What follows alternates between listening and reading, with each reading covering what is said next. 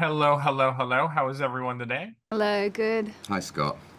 I'm gonna start off with a compliment. Jamie absolutely loved you and Sweeney Todd. Like Oh addicted, yeah, addicted, addicted, forgot addicted, about that. Joanna. 100%. And you just wonderful in Lovecraft Country. Oh, Like thank you. really, really, really, really great. So Thank you. thank you both for taking the time to talk to me today. Congratulations on the film. Um, let's jump in.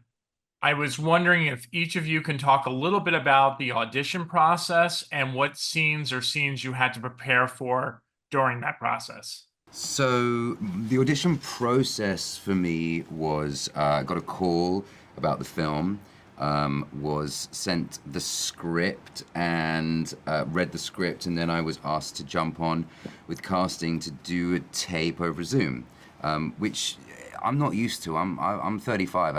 It's like I'm used to going into rooms post-COVID. Acting world is very strange for me. Yeah. I'll get there. I'm just a bit of a dinosaur. And so the scene that we ended up reading, I believe, was the scene with Jenna and with Michael. And with my brother, where we go into the house and kind of just, screw shit up a little bit. We've come for our pound of flesh, as it were. And I loved it. I just felt so energized by reading the script. I felt so energized by this scene. I felt so energized by this character that I just had no option but to kind of give it everything that I had. And then, cut to like a week or so later, I'm on another Zoom with Kevin, and we're talking about the job, and he offers me the gig. It's like crazy, super wild. And then you have all this time to wait before you make the thing. So yeah. Yeah.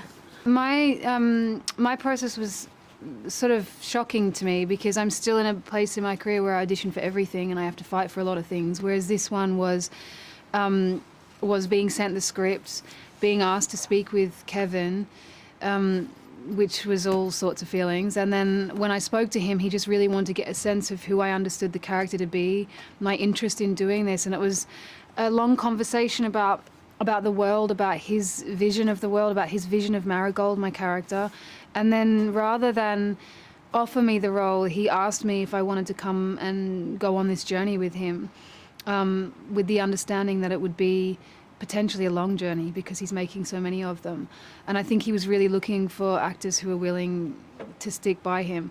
And what was really amazing about because of his understanding, his love for actors, he was very adamant that he was going to do his best to shoot you in chunks so that he didn't hold you for long periods of time. He wanted you to have a career, like keep pushing and keep moving as an actor and keep working on other things while you were working with him, which was very generous. That's pretty incredible. It actually kind of answers one of the questions that I was going to ask you, so I won't ask this. I'll skip Okay. over. I do want to ask, when watching the film, it appears that like almost all of this movie was either shot outdoors or on location somewhere. When either of you were filming your scenes, was there a particular experience with the weather or a day like where the shoot went like chaos, complete chaos? Every day. Yeah, we were up in the La Salle mountain range for a lot of what we were both doing actually, Yeah. and we had some pretty heavy weather come in, which is something that you just cannot, you cannot schedule for that. It comes in, you're like, all right, it is what it is, I guess. We'll get what we can. So yeah, definitely, we're battling the elements whilst we're up there for sure.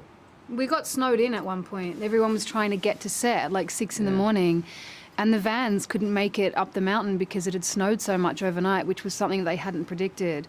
Or what maybe, I don't know, maybe wasn't supposed to happen, but there was definitely that real rustic element that helped with the film, I think, really being there.